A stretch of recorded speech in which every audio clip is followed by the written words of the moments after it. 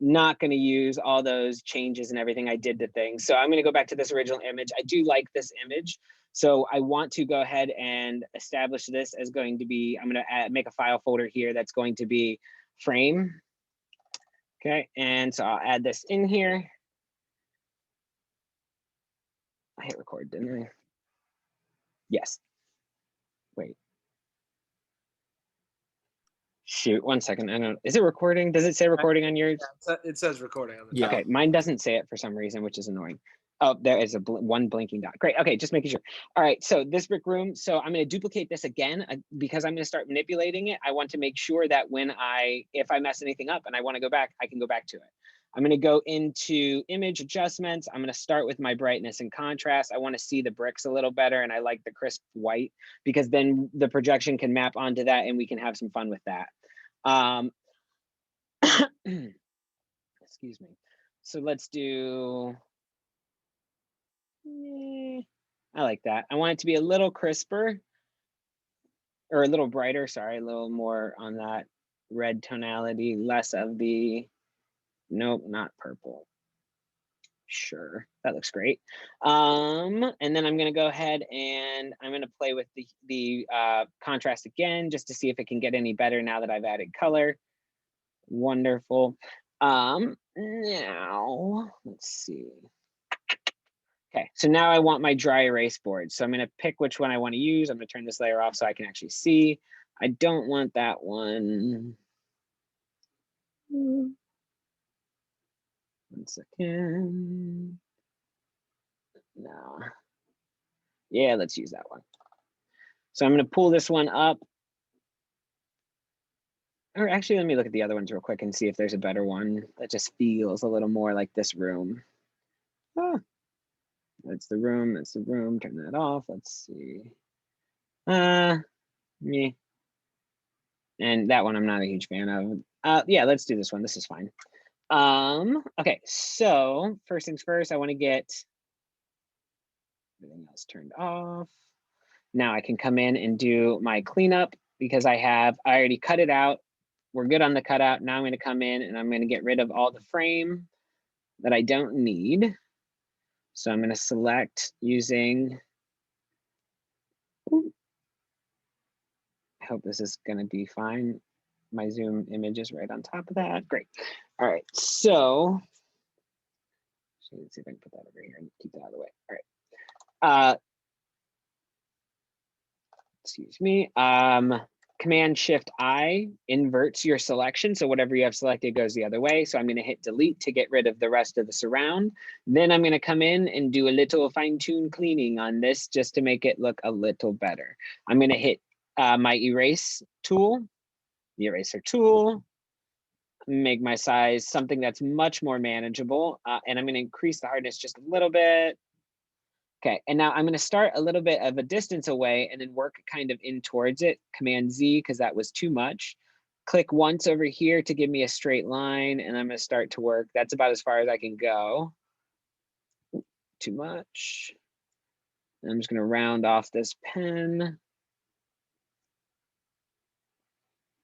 All right, come in. I'm just going to round off this so that it's flat. Actually, no, I need that because that's the support that holds the pen. Get in close here.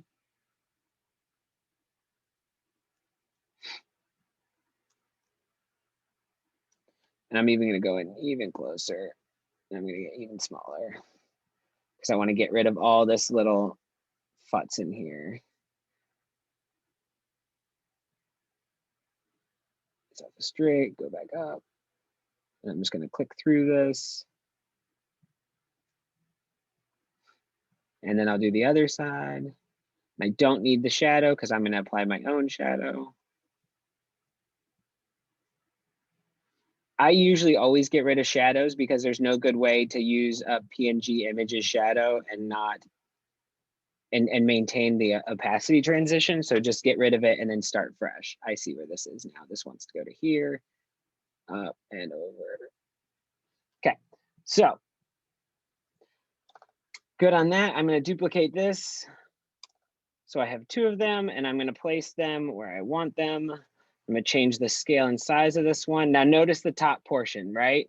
So because I didn't have the full image on the screen here when I was editing it, I have this portion of material. So if I hit Command T, you can see it selects it in the entire group. That's because when I was editing it, it was off screen, so we weren't seeing it. That's why I always say try to get as much on screen as you can, because now I have to go back and I have to re-lasso, select this to get rid of it, which is fine. It's not the end of the world, but it's just one more step, right? All right, so bring the brick wall back. I'm gonna change the size of this and make this smaller. I still want it. Now, here's the thing.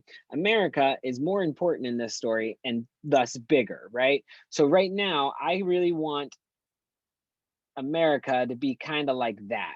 Problem is we got a chair there. So what can I do to get around it? If this was me personally, that chair is not necessary. So I'm going to select that image. I'm going to transform, flip horizontal, and now my chair is on the other side. And who knows that it's changed? Nobody but me, right?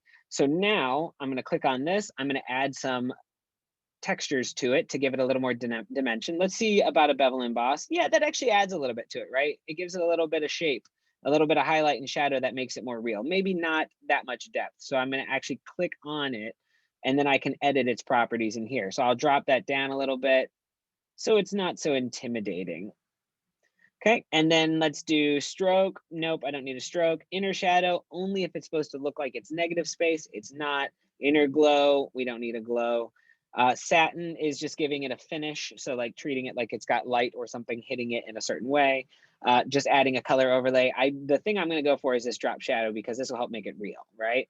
So now, right now, my distance and all of these settings are from the last time I used this thing. So the last drop shadow I added, this is what it was. So basically, if you use a drop shadow and you need to apply it to a bunch of things, it'll keep the same memory when you do the drop shadow of the thing you did last time. So basically, it's helpful, but it can also be, you can make it, you know, it can look a bit like this when you start. So basically, the shadow would not be nearly that far away. So my distance, I'm going to drop from 63 down to like I'm going to drop all of them down so I can just see the actual drop shadow first, right? So right now I'm going to get rid of the distance completely because at the angle it's cutting out all this. We're not getting any drop shadow here because it's all happening below it because of the distance. If I drop the distance down to 0, ooh, 1 second, I'm going to double click drop shadow to bring it back. So with the distance down to 0, now I can start to see that shadow, right? So now the goal is to make it just look realistic. So I'm going to do a little bit add to the size. That's pretty good. No, it's not. I want the size to be much smaller. Let's add a little bit of distance so it's got some, but not too much. I like that. That looks pretty good. And then I'm going to duplicate that layer by right-clicking and hitting duplicate. And now I hit V, which is it makes it the selection tool. And then I'm going to make this one smaller, and this will be Europe. Okay, boom, Europe. So now this is not traditional exactly how it's going to map in or how it's going to fit, but it'll work. Now, something else that I want to do for my storytelling, the brick represents what? Water. You don't have to say it, I'll say it. So I'm going to play with the hue and saturation because I want to see if I can make it feel more like water. So adjustments, hue and saturation, let's push it to the other side. Feels a little unrealistic, but not the end of the world. I kind of like that. Yeah? No? Do we like red? We're going to stick with blue. We'll see how it feels. All right. So now I basically have my whiteboards. Make this one a little bit smaller just because it feels too big to me. And just framing. So now all my story is going to happen on these two surfaces, except I need the drop-down screen that I talked about as well, the pull-down screen. So we're going to do that. I'm going to drop in an image I found. 1 second. Story-based images.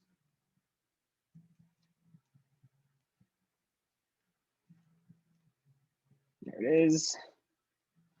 So I'm just drag and drop this image. It'll bring it in as a smart layer, don't forget.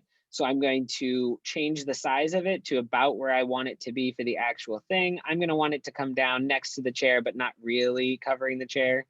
So we'll have it kind of off center here and maybe even a little bit smaller. That should be fine. So I'm going to center it on the window so I can erase the outside. So I'm going to start with erase. I'm going to rasterize this layer to make it not a smart layer anymore. Now I can go in and edit it. I'll pull it out of the folder, and then I will close this folder and turn it off. So now that I can edit this real quick while I'm not looking at everything, I'm going to zoom in. I don't want to start with too small of a brush, because if I did that when I was erasing and I had to do, when I go to select later, it'll take way too long. Because if I'm trying to select with the lasso tool, it just takes too long to go through and deal with that. All right. So I'm going to start to erase.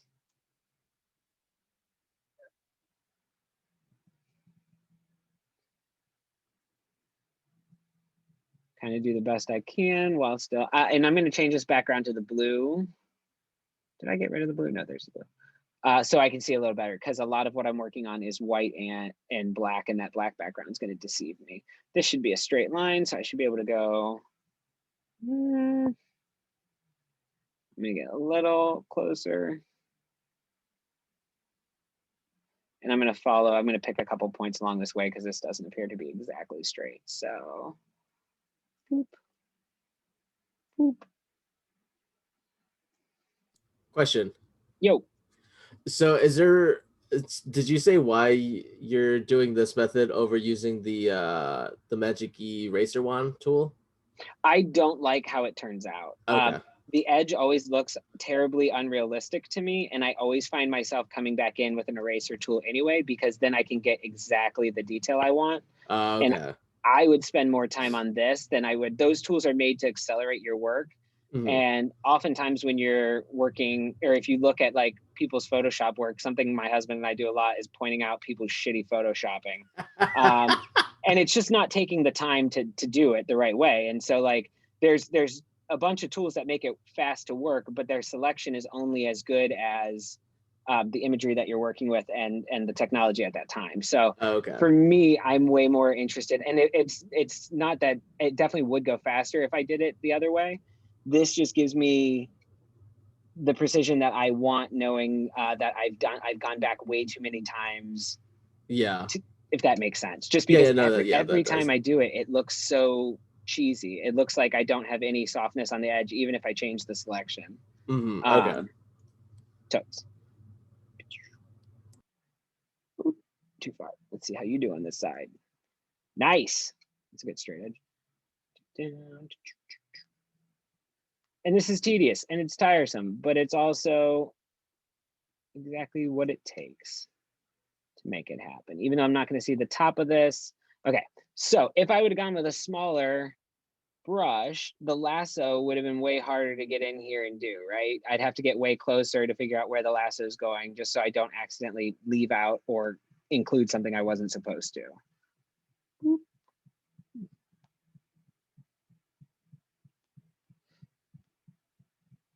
I must make the most wonderful faces when I'm photoshopping. I go into focus. All right.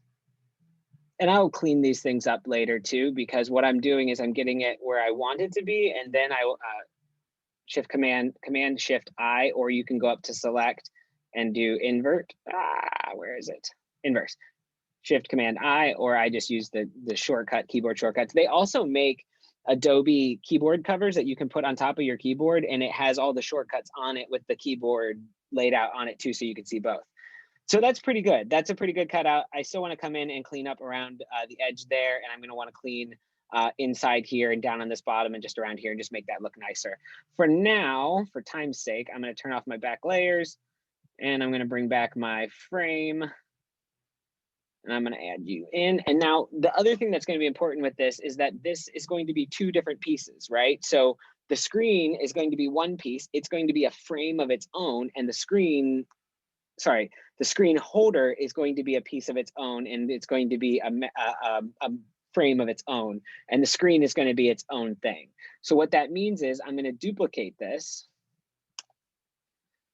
All right, and I'm going to turn the bottom layer off. And my goal is just to erase the screen as cleanly as I can without going over. Okay, so I'm just going to get rid of, I'm going to make this a lot bigger because this is just one straight line. Okay.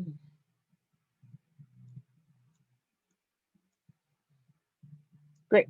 And I want to do just a hair more, even though this will just kind of look like its own shadow. I'm going to do multiple spots just because of this, the way this is doing its own layout. Clean up that line a bit. Okay, so that is going to get its own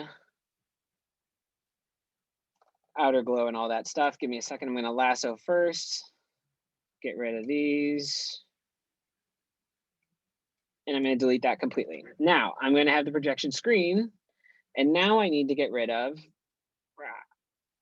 make sure I'm on the selected layer that I'm working on. Now my goal is to just end up with a black, or get rid of the top portion. Whew. What is that angle? Too much. Okay, and so I'm starting to think about this and how I'm going to use it in the future. If I zoom out and I hit Command T, it'll show me I still have a portion of this that is included in this that's not taken care of, right? So the bottom is making this frame go all the way down to here. So I want to move this down. I'm going to actually select both. I'm going to turn both on and select both. And then I can hit V to get my selection tool and I can move them as one unit, okay? So if you select multiple layers over here, you can move them at one time. You can edit them. If I hit Command T, it'll treat the whole thing as one thing as I edit. I'm going to hit Escape to get rid of that. Then I'm going to hit my M key for marquee. Oh, I don't want the circle one. I just want the square one. And I'm just going to, I'm going to turn off these layers real quick so you can see what I'm deleting. So this is left over, this little strip, but it's in both layers because it was just a duplicated layer. So I hit delete while I'm in the right layer. You can't delete from more than one layer at a time. So select one, hit delete, select one, hit delete, and now it's gone. So if I go onto both of these and I hit Command Enter or Command T, it shows me that my framing is now perfectly mapped to where the actual piece is. If I select just the top, which I'm going to label projector holder, spool, I don't know, holder, and this will be projection screen. Okay, and so now, close my effects, I don't need to see those. And so now I can take this, oh, sorry. I'm going to select them both at the same time. And I'm going to move it up to where I want it, which is going to be off screen just a little bit so that we're not looking at the actual top of this projection. How much do I need? Okay, so I got to make it look realistic when it comes down so that it's not hitting that chair, right? So maybe I'll just, actually, maybe I'll just do this and I'll make it more of a thing over here and it'll just be a whole thing.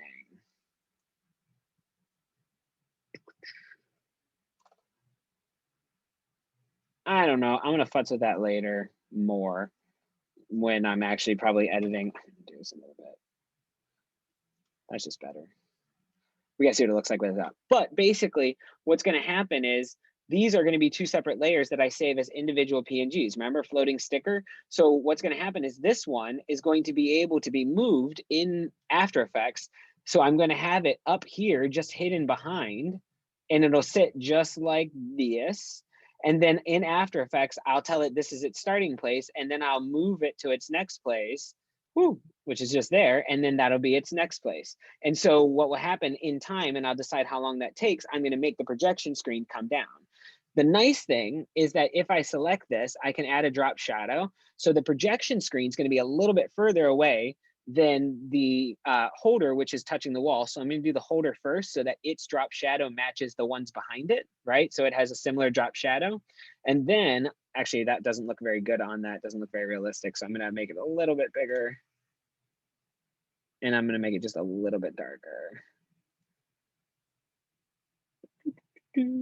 Better. And then I'm going to add a drop shadow to the screen itself. This one's a little bit further away, right? Because it's got some distance between it and the wall. So that can be a little bit further.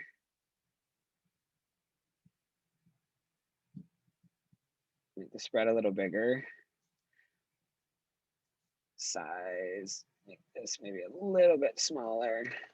Right, but now it looks a little more realistic in regards to how that would function. I am going to make this a little lighter because it wouldn't be that bright at that distance. But basically, what it's doing is it's like a layer of a 50% black. So it's only it's manipulating the layers behind it to be just slightly darker pixels, right? So when I'm in Photoshop or in After Effects, I'll have to fix this because this looks terrible. I might make this a separate layer and then just not add that much of it, add a separate drop shadow to this that's much thinner so that the screen gets one drop shadow and the other gets another. This is maybe just a bit excessive on the drop shadow. But the idea is that when it moves up and down, that shadow will go with it and it will affect everything that it crosses in real time. Cool? Never go too far. So this is basically my frame. I'm going to turn this layer off because I would assume this layer is not being used. Oh, not that one, this one, because I'm assuming that layer wouldn't be used. Then what I'm going to do is I'm going to duplicate these two layers, okay? And I'm going to erase the centers. So what I want to do, actually, let's do it this way. I'm going to undo that. I'm going to duplicate this whole folder. Duplicate. Okay. And then I'm going to take that and I'm going, so this is this entire layer with everything in it. Okay. So all of these layers, and I'm going to merge that into one image. So right now, this is one image. Okay. That's just an image of everything layered together. That's going to be my frame. So I'm going to come in, I'm going to duplicate that. And I'm going to turn off this layer. And now I'm going to delete the spaces that the story is going to take place on, okay? What that means is erase, okay?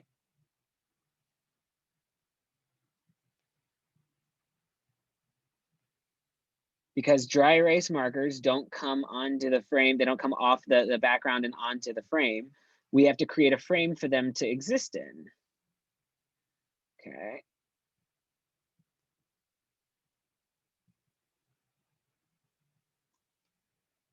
Beautiful. I'm going to select that. I'm going to get rid of this.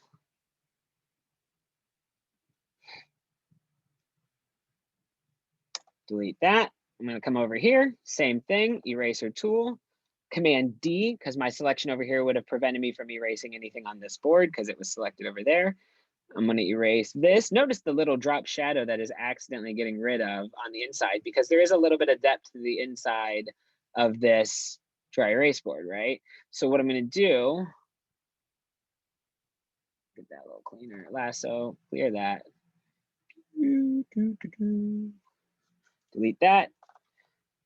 Okay, so now basically what I did is I've created, if I turn on the layer behind it, I now have the original image, but I also have a layer above it where there is only space that I can edit. So for instance, if I'm just going to duplicate this so that you can see it.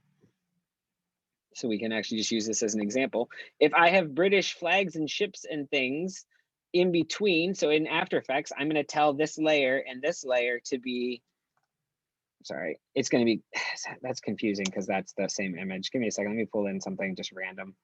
Oh, let's do a map. Oh, a picture of ships. Great. So if there's a ship, right, basically I can have ships over here and then they can move in between frames. And so I can hide things. I can have people come and things like the stick figures come and go from behind them. And I have a separate layer here of the front. But as long as I have this as the actual background layer in Photoshop, then more or less, or in After Effects, I can do anything and it just looks like it's the image being manipulated on just those screens. Does that make sense? Even more so to how I have done things in the past. Yes? Okay, so here's what we're gonna do. I'm gonna turn this layer off. I'm gonna do File, Save As. I'm going to click my assets folder because that's where these are going. And this is going to be a PNG, okay? Dry erase, no, this is going to be background because this is the background.